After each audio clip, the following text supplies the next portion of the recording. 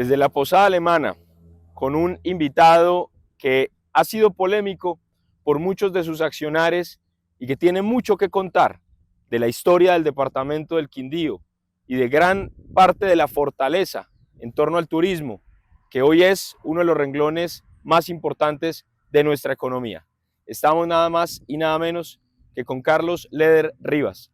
Bienvenido, Carlos. Qué gusto tenerte en este podcast. Mucho gusto, Felipe. Es un privilegio inmenso estar aquí en este día tan maravilloso en el Quindío, que vosotros habéis convertido la ciudad Milagro en el departamento Milagro. Estoy encantado de retornar a lo que fue la Posada Alemana. Hoy día el Quindío disfruta de una industria turística sin igual, es un ejemplo nacional y es una industria turística, una industria sin chimeneas, y ha logrado unos éxitos tan fabulosos que a mi regreso no he dejado de sorprenderme de ese carácter industrioso, laborioso, batallador, creativo y disciplinado que tiene el hombre y la mujer quindiana, que han hecho posible construir un Quindío turístico ecológicamente. Aquí no hay playas, pero el corazón y el talento del quindiano es una de las razones por las cuales disfrutamos el milagro del departamento del Quindío hoy día, el éxito. Listo, vamos a iniciar el recorrido por donde en su momento se entraba a la Posada Alemana. Acompáñenos. Aquí reposaba la estatua de John Lennon, miembro de la banda Los Beatles, una banda icónica del rock que transformó la música en el siglo XX. Esta estatua, que fue hecha nada más y nada menos que por el gran maestro Rodrigo Arenas Betancourt y que fue mandada a elaborar por Carlos Leder. Vamos a ver ese primer boceto de cómo se había pretendido, qué cambios tuvo y el porqué de John Lennon como ese ícono. Aquí les presento una réplica de la estatua original de John Lennon. Esta réplica fue diseñada y esculpida por el maestro Arenas Betancourt, que en paz descanse. La original tiene 3 metros de altura y el año entrante haremos lo posible por retornarla a este mismo parque hoy día de la gobernación del Quindío. Cuéntanos qué importancia tenía para ti John Lennon, los Beatles. ¿Por qué mandar a hacer una estatua precisamente de ese hombre que propugnaba por la paz? Recuerdo, Felipe, obvio vos no habías nacido, cuando yo tenía 15 años, surgió este conjunto musical, los Beatles, el director era John Lennon, y lo que más nos impactó a mi persona y a muchos de los quindianos fue que eran muchachos de nuestra edad, más o menos, cantando canciones pertinentes a nuestras inquietudes mentales, ideológicas y románticas, porque él fue muy romántico en sus canciones. También tenía sus canciones y líricas donde demandaba evolucionar constantemente para la juventud.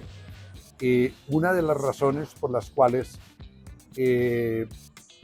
seguí yo, obvio, y millones de personas en todo el mundo, el legado para nosotros, que no eran cantantes mayores de otra generación, sino estos eran muchachos de nuestra edad cantándonos y respondiéndonos a muchas inquietudes que nosotros teníamos,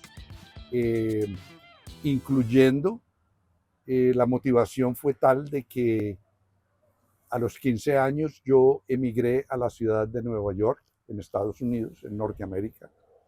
Emigré de aquí, de Suramérica a Norteamérica. Uno, buscando aprender las tecnologías de Norteamérica, que eran las más exitosas, y otro, por la música de John Lennon. Años más tarde, el cantante fue asesinado. Él pregonaba la paz, especialmente cuando habían guerras entre países, y fue asesinado por una persona demente. En la nostalgia de una catástrofe de ese calibre, decidí honrar a John Lennon con una estatua y logré contratar al maestro Rodrigo Arenas Betancourt en Medellín y él me acompañó, vino a Armenia, estuvo un par de días aquí en Armenia, en la posada alemana, aquí en el hotel hospedado, y le entregué un cúmulo de folletos y fotos de John Lennon. Él, y solamente él, diseñó, ¿sí?, y esculpió esta estatua.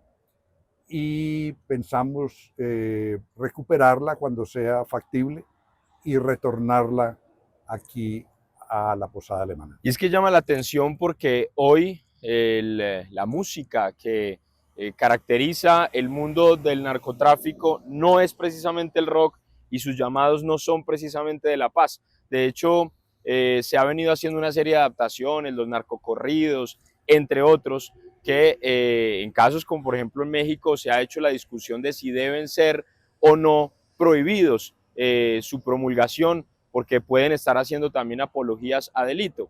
Y llama la atención porque un personaje como Carlos Leder, tener una afición por el rock, tener una afición por los Beatles y que desde luego eran muy marcados en torno a el mensaje de paz, nos muestra que estamos ante una persona con características especiales, únicas, que de cierta manera se desmarca del resto y que vamos a seguir conociendo en el transcurso de esta entrevista.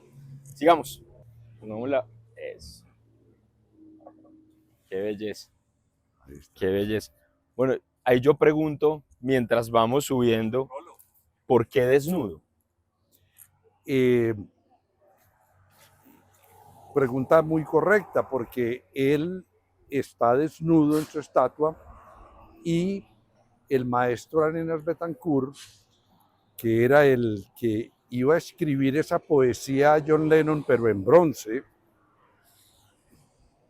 determinó que fuese así. Hay dos factores importantes de comentar sobre ese aspecto antes de que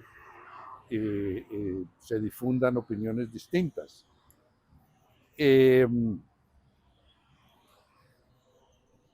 Antes de la estatua de John Lennon, el maestro Arenas Betancourt realizó la estatua de Simón Bolívar en Pereira, montando en un caballo del Libertador, y lo colocó desnudo. El maestro tenía su concepto acerca de la desnudez para mostrar al hombre en su estado natural. Otro factor muy importante e histórico es de que John Lennon en Estados Unidos se oponía y hacía campaña pública contra la guerra entre el ejército norteamericano y el ejército de Vietnam. Para llamar más la atención, presentó varios pósteres en las carreteras, pagos por él, donde él desnudo y su esposa desnuda decían en un aviso: la guerra de Vietnam se puede acabar si usted quiere. Entonces, esos dos factores es importante citarlos, porque estamos hablando de historia, de la cultura, del arte, de la música.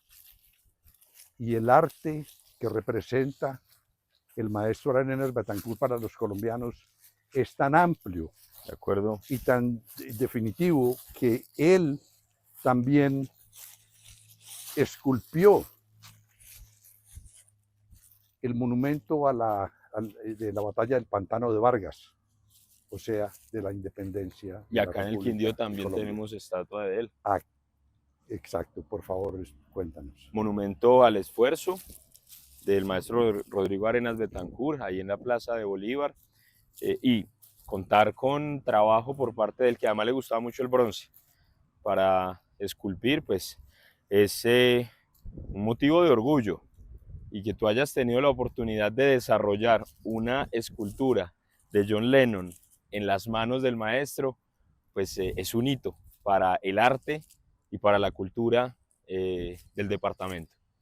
Quiero que nos cuentes qué se encontraba ahí, en esa celda, hace unos 40 años. ¿Qué recuerdas? Esta gran jaula fue planificada para albergar pájaros hermosos del Quindío y de Colombia. Entonces allí habían tucanes, habían papagayos, habían una serie de pájaros muy hermosos donde el turista nacional y extranjero podía admirarlos, y también los niños, que les gustan mucho los pájaros. Y es que ahí hay que contar algo muy importante. El departamento del Quindío, que es el 0.016% de la extensión territorial del país, tiene casi 600 especies de aves que, si lo comparamos nada más y nada menos con Estados Unidos de Norteamérica, tiene 600 especies de aves. Eso quiere decir que el departamento del Quindío, en términos de avifauna, es mega diverso, y con seguridad, a pesar de que en ese momento de pronto no se tenían esas estadísticas, el ojo de buen cubero ya te había hecho identificar que aquí había una variedad de especies bellísimas y que daba lustre precisamente a este espacio. Pero sigamos un poco más y vamos contando qué más había aquí en la posada alemana, que vale la pena interpelar. Este no fue propiamente un invento de Carlos Leder. Aquí tenemos que darle los créditos a un gran ingeniero, Wilhelm Leder, Guillermo Leder, su padre, que empezó con un proyecto, la pensión alemana, en el municipio de Armenia, en el centro de Armenia, cuando ni se avisoraba por las curvas que este iba a ser uno de los departamentos más deseados en términos turísticos. Cuéntanos, ¿cómo inició tu padre, un ingeniero civil que llega aquí a lo que era el viejo Caldas, a construir esos ferrocarriles, entre otras infraestructuras? ¿Cómo comenzó ese sueño de montar la pensión alemana? Fascinante pregunta, porque va en mi sangre la relación entre mi padre y mi persona, y la relación con el Quindío, una región tan privilegiada ecológicamente. Mi padre vino en 1927 de Alemania, trabajando para una compañía alemana que construía ferrocarriles, y en Pereira estaban construyendo el ferrocarril Pereira-Manizales, lo cual mi padre culminó esa construcción, pero siempre pasaban por Armenia cuando iban a Bogotá. Papá terminó el ferrocarril, se casó con mi madre en Manizales y decidió y determinó que Armenia sería la ciudad donde viviría por muchísimos años y en realidad vivió toda su vida en la hermosa ciudad de Armenia.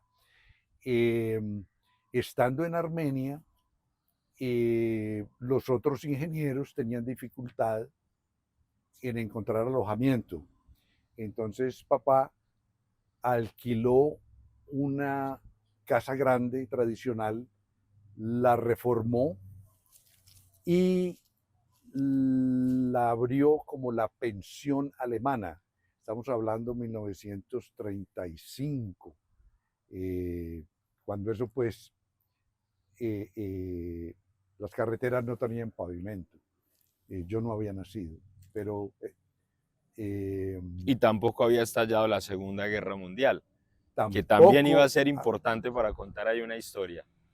sí, y las guerras son una calamidad a veces necesaria. No voy a sumergirme en las guerras de ninguna manera, en ninguna guerra, pero eso determinó también de que eventualmente el gobierno cerrara la pensión alemana. Pero es que en esa pensión alemana se hospedaron incluso presidentes, Guillermo León Valencia, los Gerard Restrepo también estuvieron Ajá. ahí hospedados. Y como lo decimos, es una antesala de lo que iba a ser el departamento del Quindío y Armenia, su capital, cuando todavía no existía y apenas estaba en proceso de construcción desde las bases sociales. Wilhelm, Guillermo, ya lo había avisorado, un hombre que tenía la capacidad de anteponerse a esas situaciones en términos económicos, pero que nunca además se nacionalizó colombiano a pesar de que vivió toda su vida acá. Siempre siguió conservando fue su nacionalidad alemana principal, pero enamorado, eso sí, de una manizalita, la dama Rivas, que desde luego le dio ese toque colombiano a Carlos Leder, que es el tercero de una familia que ha desde luego trabajado en torno a diferentes áreas de las ciencias, ingeniería, que además su familia por parte materna era joyera. Joyera y pintora. Pintora era muy dedicada al arte también, a la cultura quindiana, paisa, antioqueña. Eh, Permíteme decirte que en esos años que me llegó a la mente, eh, papá tuvo un contrato muy afortunado que fue con la familia Tobón, del doctor creo que se llamaba Alfonso Tobón, de aquí del Quindío. Ellos contribuyeron también mucho al turismo. El doctor Tobón contrató a mi padre, ya mi padre independiente con su oficina de ingeniería en Armenia, para que le construyera un hotel de 7 pisos, creo, 8 pisos, en el centro de Armenia, porque ya veían los quindianos y natos la necesidad, pero también la posibilidad de un gran auge turístico y ofrecer comodidad al forastero que pasaba. Entonces la familia Tobón hizo muchísimo en construir ese hotel, se llamaba Hotel Embajador. El El embajador. Maitamá hoy día creo que se Claro llama. que sí. Todavía existe. Sobrevivió el terremoto. O sea, estuvo bien hecho. Estuvo bien hecho. Bueno, eso habla muy bien del trabajo de don Wilhelm. ¿Por qué ya años después vienes tú con esa misma idea de desarrollar y trabajar el turismo? ¿Por qué montar la posada alemana? ¿Por qué en este punto? Cuéntanos un poco esa historia, porque de las fotos que se tienen, esto eran caminos de difícil acceso. De hecho, Salento tenía la carretera destapada, no había pavimentación, el acceso era complicado. Cuéntanos esa historia, ¿qué hay Sí. detrás de esta compra de este lote? ¿A quién se lo compraste? Esta montaña, la más alta que había en la región, eh, era un enigma. Salento era un enigma. ¿Por qué? Porque la carretera no era pavimentada a Pereira. Y yo cuando niño, pues papá y los otros quindianos que estudiábamos internos en la Salle de Pereira, nos íbamos en tren al Alcalá, Quimbaya, Montenegro. Y allá llegamos al colegio La Salle de Pereira, internos. Entonces, la parte fresca del Quindío, Salento, Finlandia, Circasia, eh, eran unos macondos, porque el Estado no les había hecho carretera pavimentada y muchas veces como a Salento era una trocha. Entonces ni los de Salento podían salir a la carretera principal, ni la carretera principal estaba pavimentada. Habían esos factores. Por coincidencias del destino conocí un señor, yo ya empresario en Armenia, ya empresario, eh, y un día me invitó a conocer, esto se llama la lechería La Alsacia, y vine con él y coincidió con un día de los más espléndidos donde se veían los tres nevados, donde se veía Salento, precioso, inalcanzable pero precioso, se veía el río, se veía el Valle de Cocora, que está calificado como una de las maravillas ecológicas del mundo, se veía Armenia nuestra, se veía el valle, se veía el resto del Quindío. Entonces quedé fascinado, no con la tierra, que claro, era muy fértil, pero era con el panorama. Y pensé en la pensión alemana que mi papá había construido hacía muchísimos años. Pero ya aprendí a ser humilde después de que estuve en Estados Unidos confinado por muchísimos años. Yo no era un hombre humilde, aprendí a ser humilde. Y le cuento que una de las razones por las cuales eh, decidí invertir y crear la Posada Alemana es porque yo recorrí, y ya había recorrido en esa época, todo Sudamérica y todo Centroamérica, desde México, Nicaragua, Honduras, Panamá, todo, por carro, por avión. Lo mismo, Argentina, estuve en Perú, en Brasil, estuve en Ecuador. Y aquí, viendo yo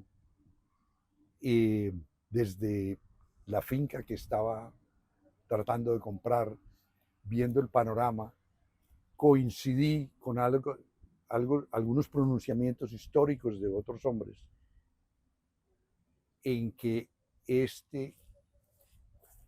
el Quindío y el Valle del Quindío es de los sitios más hermosos ecológicamente y más diversos del planeta Tierra.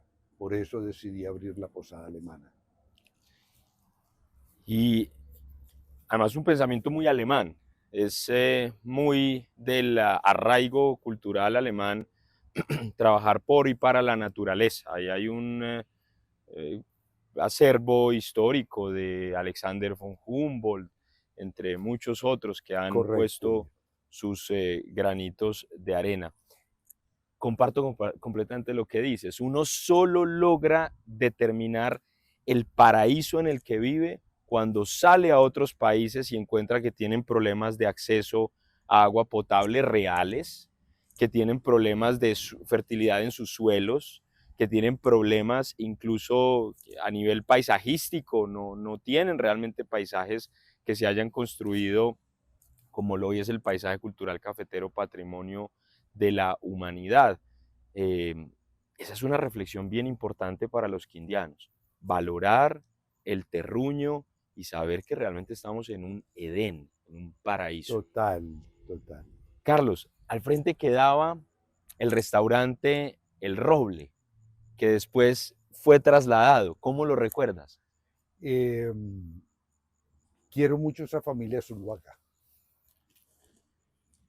La recuerdo porque son gente muy noble, uno, y segundo, porque era el único sitio donde cuando yo subí aquí y con los ingenieros, mi tío Javier Rivas, con el doctor Felipe Palacio, que subíamos a la planificación de la posada. Era el único sitio cercano donde veníamos a tomar café, chocolate, comer chorizos, comer arepas, comer chicharrón, y era la familia Zuluaga. Y el patriarca me recibía siempre muy amable, muy formal. Pero lo interesante es de que de un sitio transitorio comenzó y se fomentó y se multiplicó comercial y ¿Y de gastronómicamente. qué manera? ¿Y de qué manera?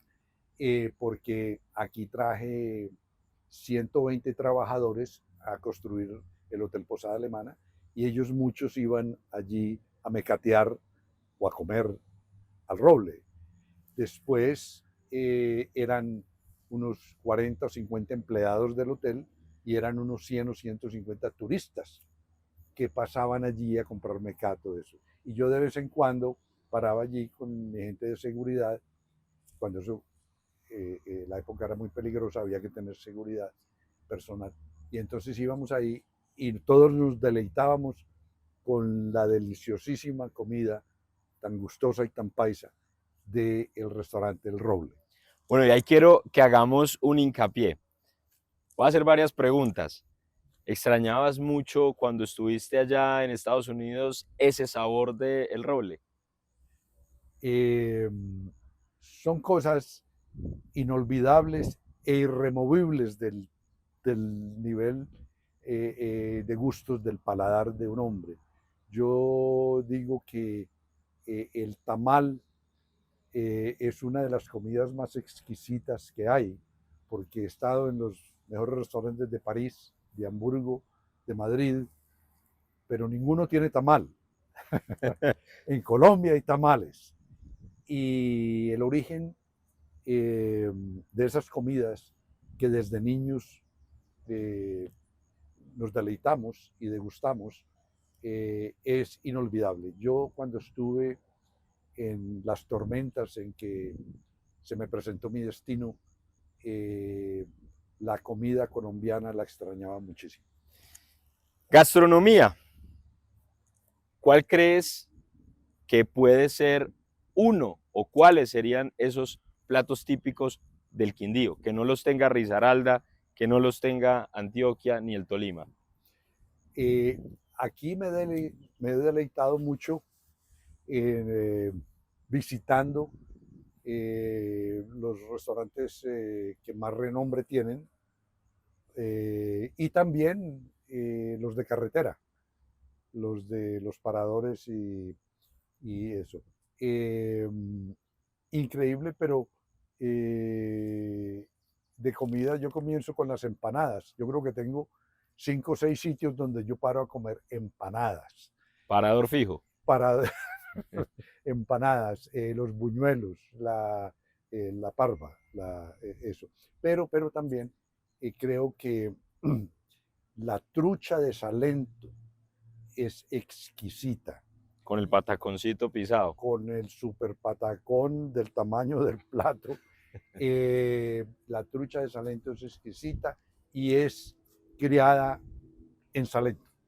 Ese es un dato importante, está en plena discusión saber si es o no un plato típico porque como la trucha no es propiamente un pez endémico de la región, sino que fue introducido en cultivos, pero esto ya es una discusión que merece mucho debate. A título personal, yo comparto lo que dice Carlos. Para mí la trucha con el patacón es uno, además del sudado quindiano, pero es uno de esos platos que debe ser reconocido a nivel nacional porque nació precisamente aquí en el departamento del Quindío ese pataconcito pisado. Ahora, cuéntanos un poco más, Carlos, esa historia en la que tú te forjaste como individuo, que lograste estudiar aviación, aprendiste a pilotear aeronaves y que eso pues también abrió otras posibilidades para poder, digamos, también desarrollarte como individuo. ¿Cómo fue? ¿Dónde lo estudiaste? ¿Por qué la aviación? ¿Cuáles eran esos gustos? Yo debo referirme y sin filtros lo hago porque en mi libro lo reflejo y lo cuento. Yo escribí un libro, Vida y Muerte del Cartel de Medellín, que es mi autobiografía y es mis experiencias como colombiano, actuando como trotamundos alrededor de muchos países. Ese libro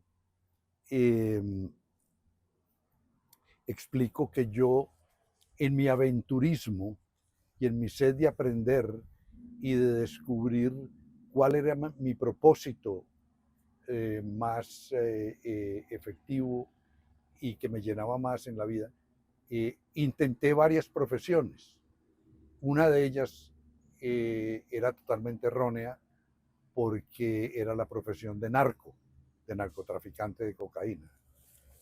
Nuestro país es uno de los productores en este momento más reconocidos en el mundo por su producción de cocaína. Pero esa mata, ese árbol, ese arbusto de la coca, la hoja de la coca, tampoco debe convertirse en crear en nosotros un complejo de inferioridad de ninguna índole, porque Colombia exporta cientos y cientos de productos alimenticios que alimentan a medio planeta, diría yo, y son totalmente legales, legítimos y de altísima calidad. La manzana de la discordia era la coca y yo de joven cometí ese error de involucrarme en el tráfico de coca. Bueno, un error que desde luego es humano y, como lo diría Jesús, el que esté libre de pecado, que tire la primera piedra, pero qué importante es reconocer cuando nos equivocamos. ¿Qué le podemos decir a los jóvenes que hoy ven de pronto en la banda criminal del barrio, en la actividad delictiva de la venta de estupefacientes, sea marihuana, cocaína u otros, una oportunidad de pronto de escalar socialmente y de tener reconocimiento o respeto? ¿Qué le podemos decir a esos jóvenes? Yo no soy filósofo, pero soy padre y abuelo. Y quiero que mis hijos sean superiores a mí.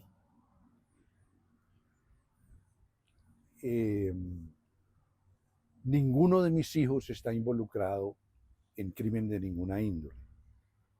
Y espero que los hijos de mis amigos, de mis compatriotas, tampoco se involucren en eso. Hay valores humanos y fuerza de voluntad en cada individuo y somos tan diferentes que hasta cada dedo de nuestra mano tiene una huella distinta.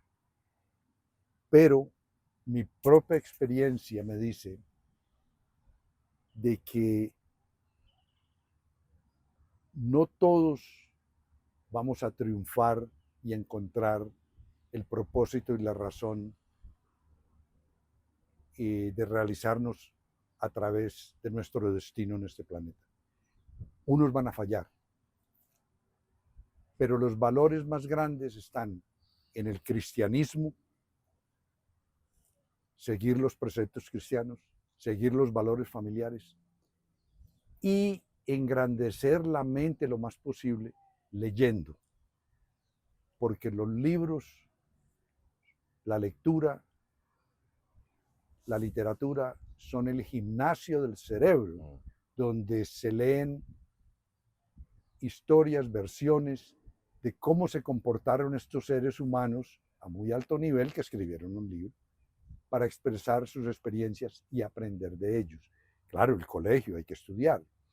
Hoy día tenemos esa maravilla de cibernética a nivel global que nosotros, pues tú estás muy joven, pero yo no tuve.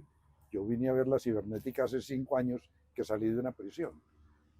Entonces, en realidad, el joven hoy día tiene muchísimas más oportunidades que las que tuvimos la generación anterior para educar su mente, desarrollarla, ampliarla, porque, por ejemplo, el juez en Estados Unidos, cuando me condenó a cadena perpetua, me envió a la cárcel, pero él solamente pudo encarcelar mi cuerpo, no mi mente.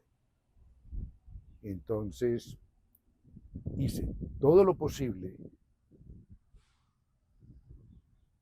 por mi educación literaria, por estudiar los libros, y logré en 33 años de prisión leerme más de 1000 libros, o sea, 1000 conceptos sobre esta vida distintos.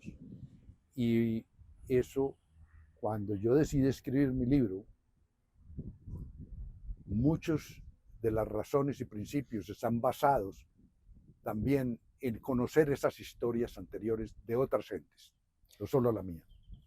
Y acá nos hace referencia directamente a la literatura, una de las líneas artísticas y culturales que tenemos para poder desarrollar el cuerpo, la mente, el alma. A esa juventud le hacemos el llamado de encontrar en los libros el tesoro del saber. Qué buen mensaje, Carlos. Muchas gracias. Gracias a ti, Felipe. Cuéntanos ahora qué encontrábamos aquí, en este punto de la posada alemana. Bueno, aquí esto fue el restaurante, un restaurante alpino, estilo bávaro alemán, y muchos de los, claro, todo es desarrollado por quindianos, excepto que para traer la resemblanza de la típica construcción alemana, nos tomamos el atrevimiento de copiar de folletos de hoteles típicos alemanes, porque por eso se llamaba la posada alemana, ¿sí? Entonces había que hacerla estilo alemán. Claro que era para Colombia, para los paisas, pero también tenía en mente invitar, como los invito en este momento, a muchos alemanes que vengan a visitar a Colombia y en particular al Quindío y en particular a mi persona. Y están viniendo. Sehr gut, sehr gut. Dankeschön. Vamos por acá y vamos a conocer un poco la discoteca de John Lennon, que además fue icónica en su momento, muy representativa, que era un parador obligatorio para esos primeros turistas que querían relajarse, disfrutar, y que con seguridad está llena también de muchas historias. Mira, de hecho ahí tenemos una linda burrita que está abonando el restaurante. Sí, Dios mediante la vas a reemplazar por turistas de 2 paticas. Amén, amén, amén. Esas son maravillas del paisaje que con seguridad nos da mucho de qué pensar. Vamos por acá, vamos a la discoteca de John Lennon. Yo te voy contando acá, o preguntando también, qué sentimiento había, por ejemplo, te voy a hablar de varios miembros de los Beatles. Ringo Starr, baterista. Sí. ¿Qué te evoca? Yo me concentré muchísimo en el capitán de ese barco, que era John Lennon. John Lennon. Digo capitán del barco entre comillas, porque yo navegué bastantes años en el mar y adquirí esa responsabilidad de que el capitán dirige y salva o naufraga el barco. Y es el último en abandonar la nave, ¿no? Bueno, y Paul McCartney, cuando muere John Lennon, que digamos queda con parte de esa dirigencia, claro que ahí se desarma tiempo después la banda. ¿Qué sentimientos, qué afectos había para un Paul McCartney? Muchísimos, todos, hasta Ringo Starr, tienen sus canciones únicas. ¿Los conociste personalmente alguno de ellos? Hubiera querido, como alguien a veces me dice, ¿usted es Carlos Lederer? quisiera yo, hombre, ojalá. No, nunca tuve la oportunidad de conocer a unos personajes tan gigantescos. eh, y algunos de mis asociados intentaron traer a los Rolling Stones y a otros conjuntos y a los Beatles, no a la isla, que dicen que en la isla nunca estuvieron, pero aquí a Colombia, y no se pudo. Pero que se intentó, pero no se logró. Bueno, él al menos se intentó. Sí. Ahora sí, acá tenemos la discoteca John Lennon, una discoteca bellísima. ¿Cómo pensaron esta discoteca? Que además tenía la parte de arriba con una cava de vinos y demás, y en la parte de abajo ya era propiamente lo que llamamos hoy la rumba. ¿Cómo Sí. era esta cava? Bueno, aquí esto era la vinería o la taberna donde era especialista en atender la mayoría de los vinos que existen en Colombia, pues importados y nacionales. Aquí esta era la vinería y tenía un mirador fabuloso que ya posiblemente se va a reactivar. Em, venían conjuntos musicales aquí a la vinería y era muy labrada, toda en maderas, en maderas trabajadas y de estilo alemán. Sí. Alemán, claro que sí. Que además me imagino que eran maderas también importadas para también darles ese toque Sí, y esa inmersión. seguramente los que la construyeron lograron los mejores materiales posibles para que diera la resemblanza de lo que se buscaba. Pues que fíjese que una construcción de esta, cuyo techo es en madera, hoy, si bien tiene la necesidad de una intervención urgente, pero la estructura como tal, fíjese que sigue intacta. Y desde luego eso implica que hay unos muy buenos materiales. Vamos mirando por acá la discoteca. ¿Alguna vez recuerdas alguna rumba, alguna fiesta en especial en esa discoteca, Carlos? Más que todo la inauguración. Y te digo, fue muy importante la inauguración porque se invitó a todas las personas y familias que tenían hoteles en Armenia. Entonces, Que en ese momento eran que mis bohíos. sí, habían 4 o 5 hoteles. Creo que el Sky de la familia Botero. ¿Sí? Lo que iba a ser el Maitamá. Y sí, la familia Tobón. Algunas familias, no recuerdo exactamente todas, pero sí recuerdo. Cuidado que está bien liso el piso. Esto requiere, gracias, esto requiere... su destreza. Pero el sitio está bien. Lo que mira, la barra. Esto era un lujo. Esto era encantador. Esto era diseñado sin cortar curvas, como decimos, con todo lo que existía disponible para una discoteca de esa época, hace 40 y años. Y se equipó desde el piso hasta pues paredes, los baños, sanitarios muy cómodos, muy amplios. Bueno, eso está muy oscuro, pero se hizo lo mejor posible, siempre con el sentido presente, pero también futurista.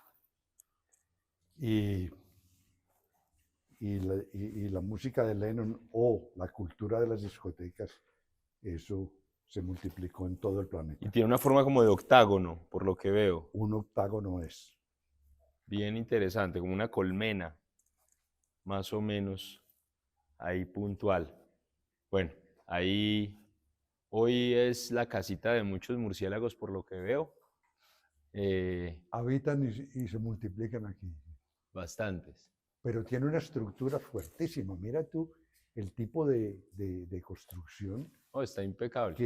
sí, pues no escatimaron pues en cemento ni hierro. Ahí, eso aguanta ahí por muchísimos años.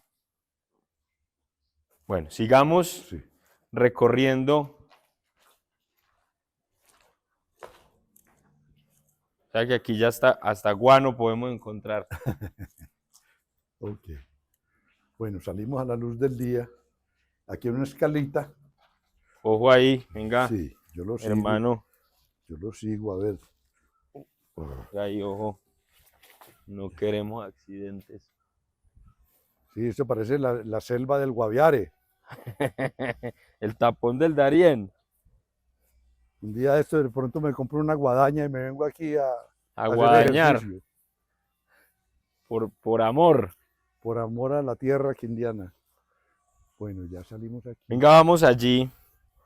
Que quiero que nos cuentes un poco cómo era esta parte.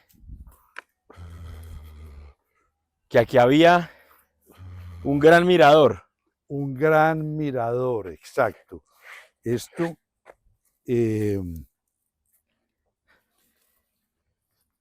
aquí había un gran mirador y tenía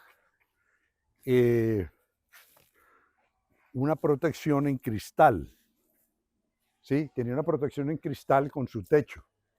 O sea que así les hiciera mal tiempo, no mal tiempo, sino lluvia, la gente se podía quedar aquí en el mirador resguardada, no se mojaba. Y mirando. Ok. Sí, esto tenía, Maravilloso. sí, por eso están esas columnas. Y venía Con la sobrecubierta ahí en cristal. total. Maravilloso. Y eso, no es sino el día que se limpie esto allí. No, pues ahí se alcanza a ver. Nada de esto estaba. La naturaleza vuelve y recupera sus espacios. Eso sí es más claro. Y después de que nos acabemos como humanidad, ahí seguirá la naturaleza produciendo vida. Este era el mirador y debe continuar siendo el mirador, porque pues esto todavía tiene mucha resistencia y tiene mucho futuro. ¿Qué te imaginas acá? Si fueras por ti en tu deseo. Te confieso, como te dije, que ni en mis sueños más espectaculares pude yo pronosticar la maravilla de la expansión turística del Quindío. Los felicito de todo corazón, admiradísimo. Este sitio, posiblemente, especialmente ahora en manos de la gobernación, que son tan creativos, posiblemente algo se haga o alquilarlo o algo, para que alguien aquí reconstruya esta vinería y este sitio que todavía se conserva en muy buen estado y que le hace falta es techo y cariño. ¿Alguna vez te imaginaste poder volver a la posada alemana? Soñar, dicen, no cuesta nada, pero yo soñaba muy tangiblemente porque la había creado, la había construido. Como el artista crea la obra. Y soñaba con volver a poner mis pies en este terreno tan maravilloso. Y hoy que has podido cumplir parte de ese sueño, ¿qué sentimientos te invaden? Tantísimos que es difícil expresarlo, pero estoy lleno de júbilo. Haga de cuenta que hoy es mi cumpleaños nuevamente. Qué alegría, qué alegría. Ajá. Bueno, sigamos conociendo más por acá y mientras tanto te voy a ir preguntando por otras cositas, así que son importantes para el arte y la cultura. ¿Qué artista plástico? Mira, esto no sé, bueno, quién sabe qué sea eso, pero de pronto eso es material de lo que cubría. Del cristal. Aquí, sí, de lo que cubría. Sí, porque aquí era techo de madera, ¿Sí? pero aquí era techo De de cristal. cristal y de plástico. Sí, ¿Qué es este? Sí, plástico. Y ese es de cristal. Con seguridad, ahí está. Bueno, Carlos Leder, un hombre que llegó a ser multimillonario, con isla propia en el Caribe. ¿Cuáles eran los artistas plásticos, además del maestro Rodrigo Arenas Betancourt, que eran de tu predilección, bien sea nacionales o internacionales? Vamos por ahí. En esas épocas estaba emergiendo diversidad, muchísimos, en muchos países, eh, de factores artísticos, culturales, y yo tuve la fortuna, el azar me dio esa oportunidad de que de los 15 a 20 años viví en la ciudad de Nueva York. Y hablamos mucho de los norteamericanos, nosotros somos los suramericanos, eh, obviamente. Y uno de los primeros factores cuando yo llegué a Estados Unidos, eh, fascinado pues por el sistema norteamericano y lo que había por aprender, fue aprenderles el idioma tal como ellos lo hablan. Poder leer en inglés, poder escribir en inglés y hablarles de tú a tú. Esa es la primera fórmula. Hay mucha gente que habla de esto, inclusive critica mucho a Norteamérica, pero humildemente le digo a la persona, antes de que los critique, estúdielos, medite, porque emocionalmente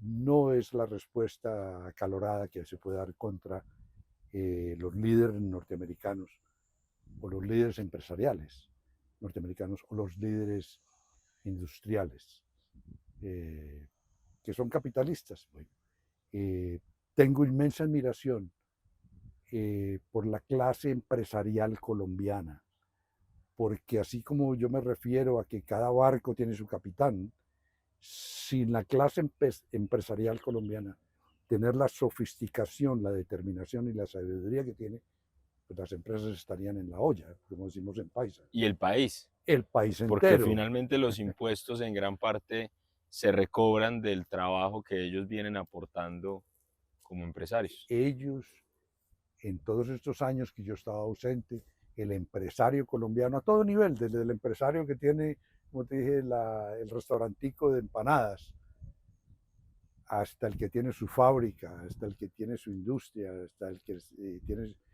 Y el Tratado de Libre Comercio ha sido una maravilla para integrarnos con Norteamérica. Bueno, yo te voy a ir preguntando por artistas y tú me vas diciendo lo conozco, no lo conozco, me gusta, no me gusta y el por qué. ¿Conociste o has escuchado de Abiezer Agudelo? No, te digo francamente que en mi ausencia de este planeta, que yo estaba en el planeta oscuro, eh, era muy limitada la informática que yo recibía de Sudamérica y particularmente de Colombia. Eh,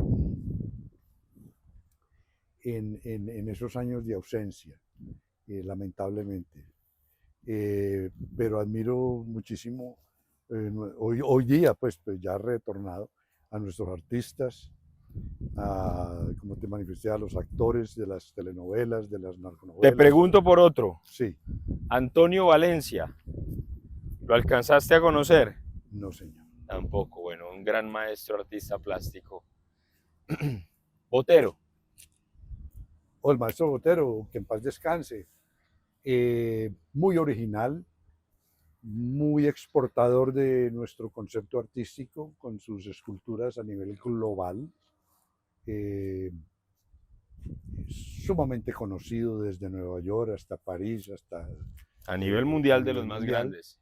Vivió toda su vida, creo que en Mónaco, o pues en Francia, sí, Mónaco, Francia.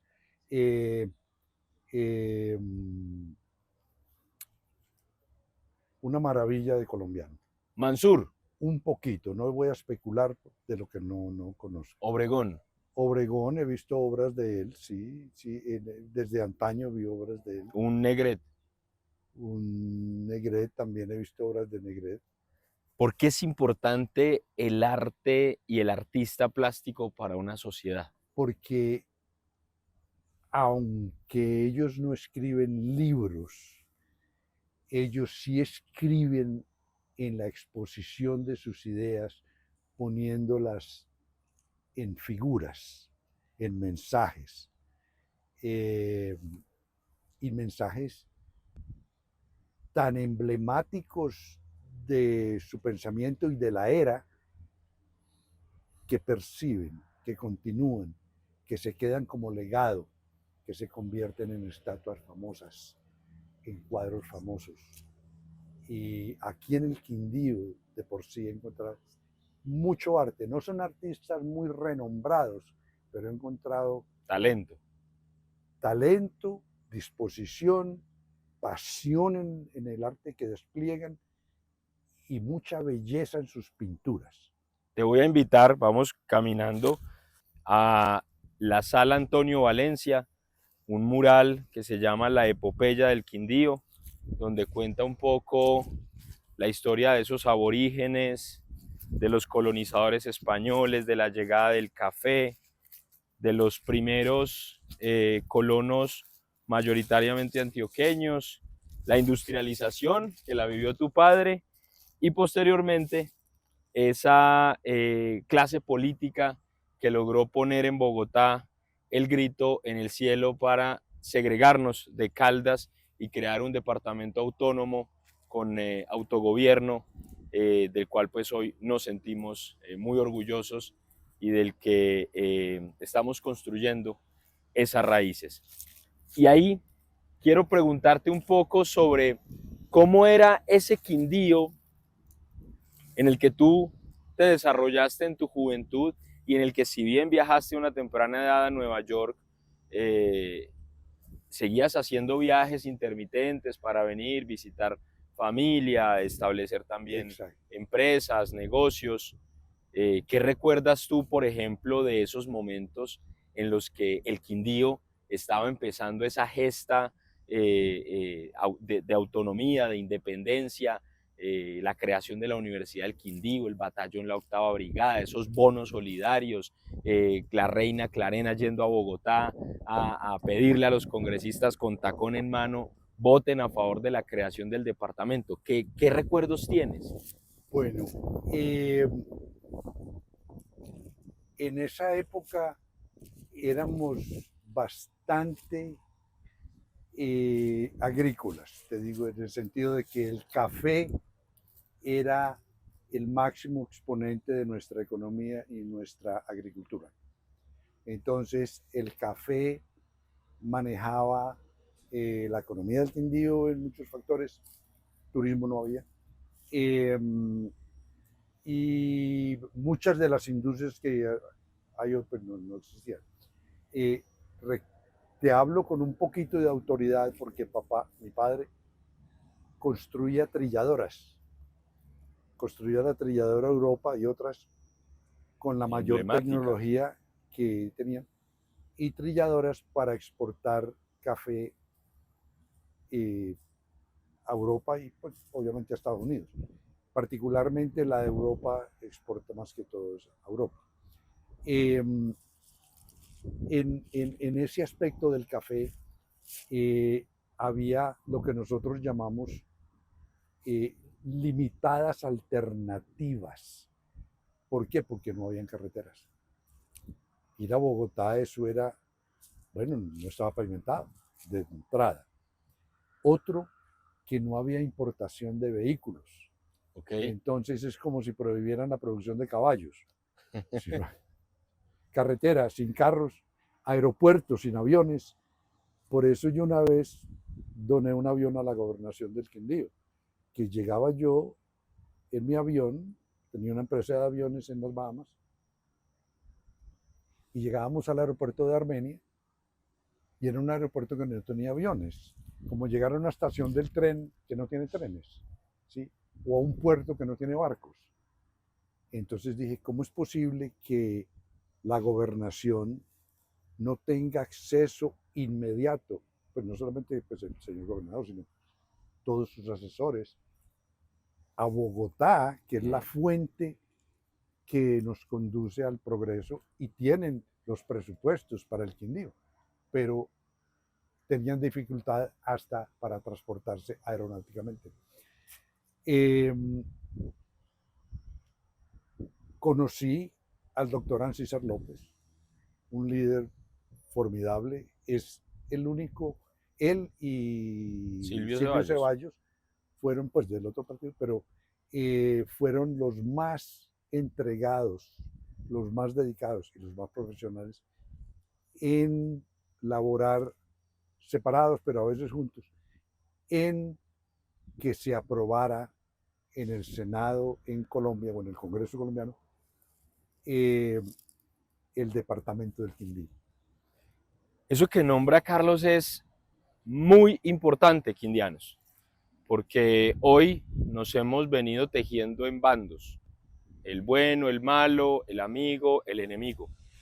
Y si bien no todos pueden resultar ser de nuestros afectos, y hay desde luego aveniencias con unos o con otros, independientemente de eso, las sociedades más avanzadas, los japoneses, los alemanes, que incluso vivieron una historia de país partida a la mitad, Alemania occidental, Alemania oriental, han entendido que el progreso de sus individuos, de sus ciudadanos, depende proporcionalmente de la capacidad de unidad en torno a fines comunes.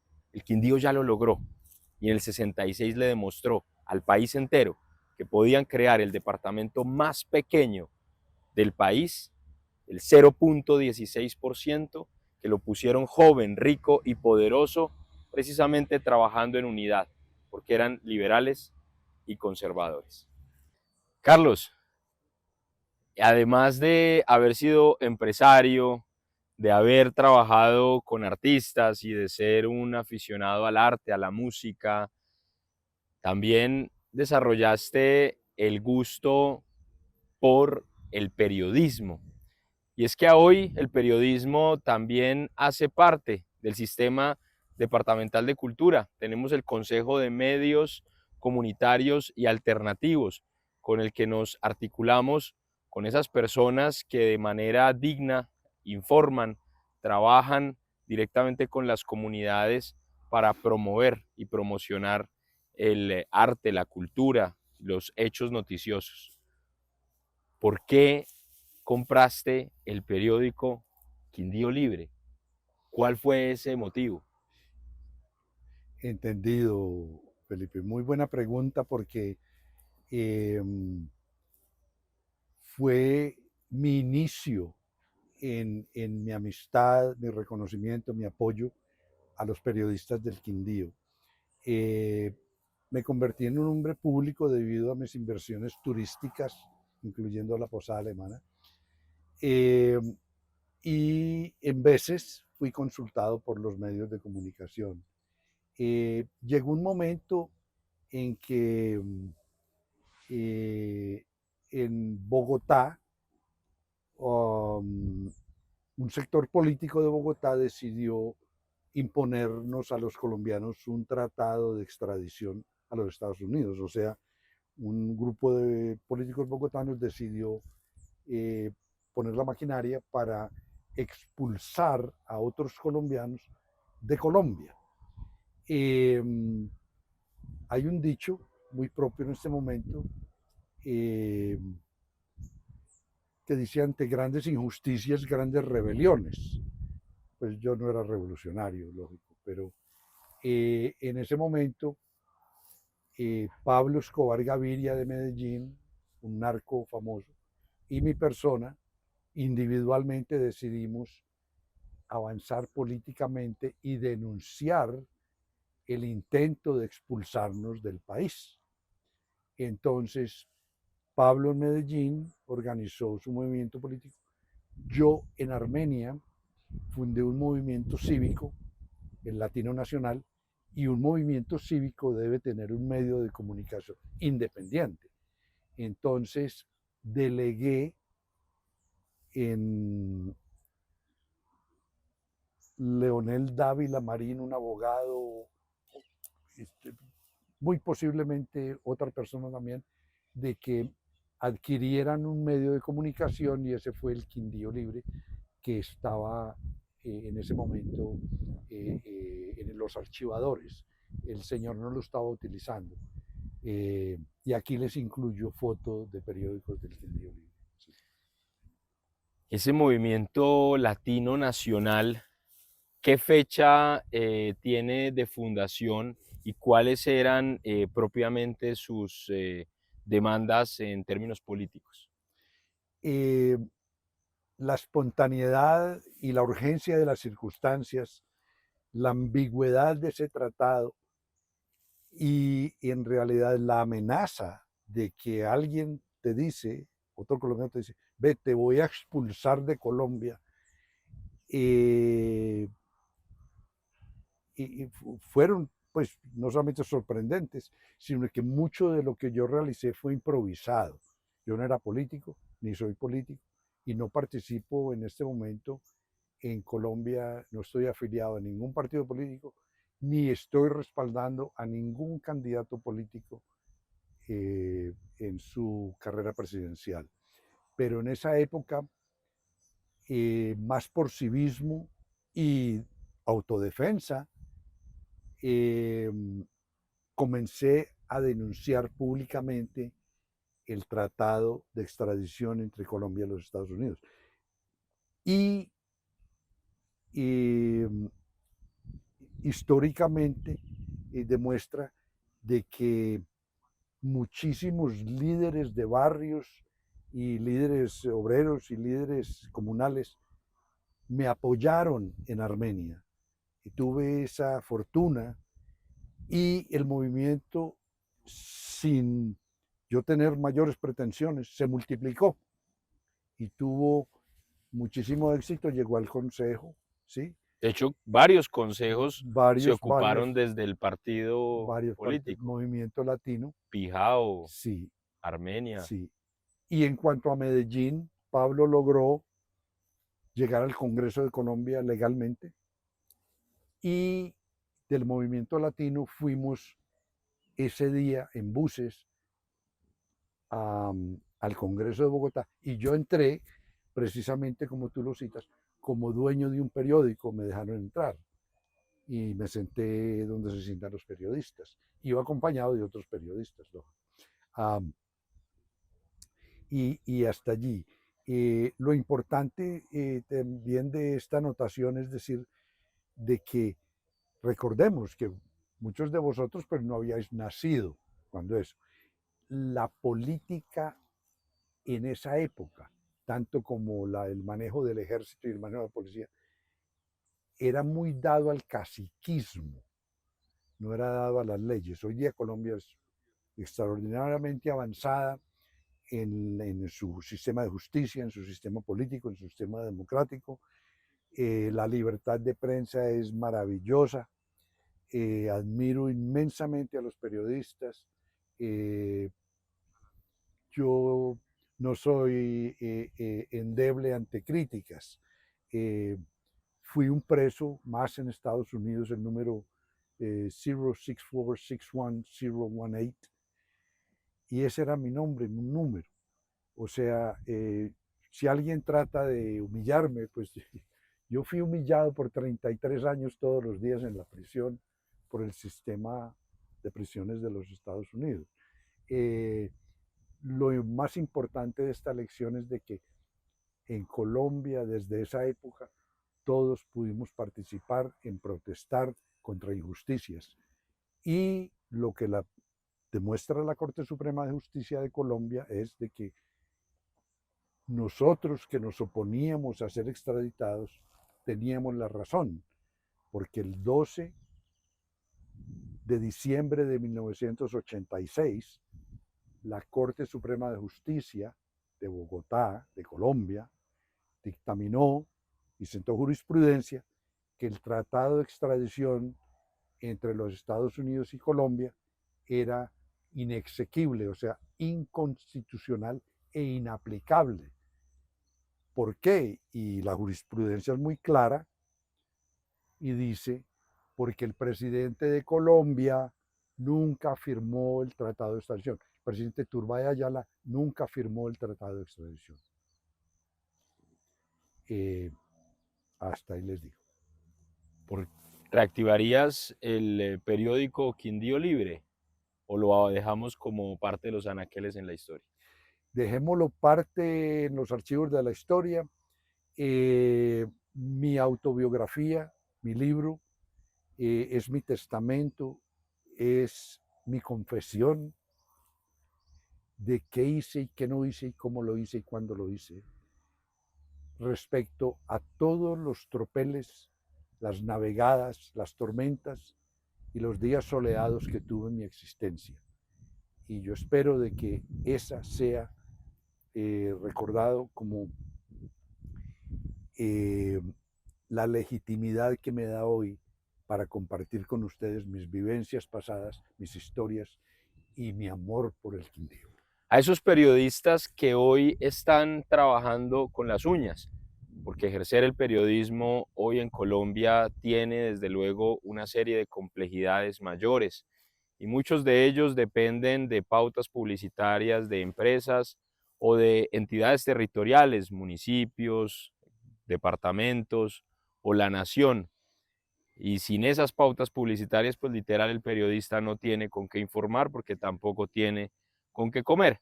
Pero eso también a veces genera posibilidades de no informar de la manera más objetiva o parcializar la noticia, porque si se está adscrito a X o Y bando, pues entonces torpedeo al bando oponente.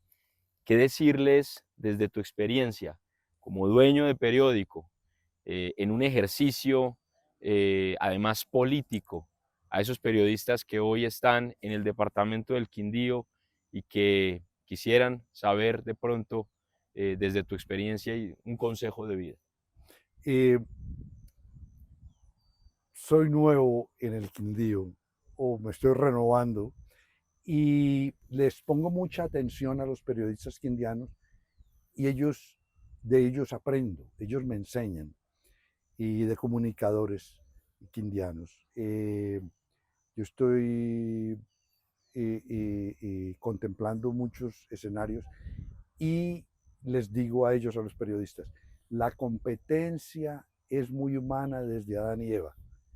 La competencia por sacar más pescado que el otro pescador, la competencia por participar en otros escenarios, pero mi opinión, y lo hablo sin filtros, es de que existen numerosos medios, especialmente la cibernética, los teléfonos móviles inteligentes, el computador, las tabletas, las redes sociales, la prensa alternativa, la prensa tradicional, los videos. Existen muchas avenidas para que ellos recorran. Y si tienen los méritos, porque el mejor pescador pues trae más pescado que los otros, si tienen los méritos, ¿sí?, van a triunfar en el campo que ellos se proyecten y según obvio, el entrenamiento que tengan, el estudio que tengan, la devoción que tengan y que tengan fe no solamente en sus lectores, sino en ellos mismos. Sigamos. Has cumplido ante las leyes nacionales y desde luego también norteamericanas, y eso implica que hoy eres un ciudadano con igualdad de derechos y ejercicio en los mismos que cualquier otro. Como servidor público, es mi deber garantizar en términos de igualdad que todas y todos puedan tener ejercicio sobre los derechos que le pregona la Constitución y la ley. Además, tu trabajo y tu historia de vida ha sido muy importante para entender tanto caminos que nos conducen al progreso como aquellos que debemos cerrar para que no siga habiendo esas oleadas de muerte y desaparición de jóvenes, niños, niñas, adolescentes y adultos, que finalmente es también nuestra fuerza de trabajo en este país. Me siento muy orgulloso de poder haber dirigido esta entrevista, que desde luego ha exigido mucho por el lugar, por la persona, por las condiciones en las que se ha venido desarrollando. Quiero decirte que el departamento del Quindío, en cabeza de nuestro gobernador, sigue trabajando por y para la gente, y que gracias a entrevistas como estas, con las que podemos hablar desde la verdad, aceptando el error como una oportunidad de mejora y aceptando los aciertos como una oportunidad para ensanchar los caminos del progreso, seguiremos diciendo con vehemencia, una vez más, Carlos, que en el Quindío sí hay cultura. Muchísimas gracias. Lo felicito por su profesionalismo y su patriotismo. Gracias, gracias. Gobierno del Quindío.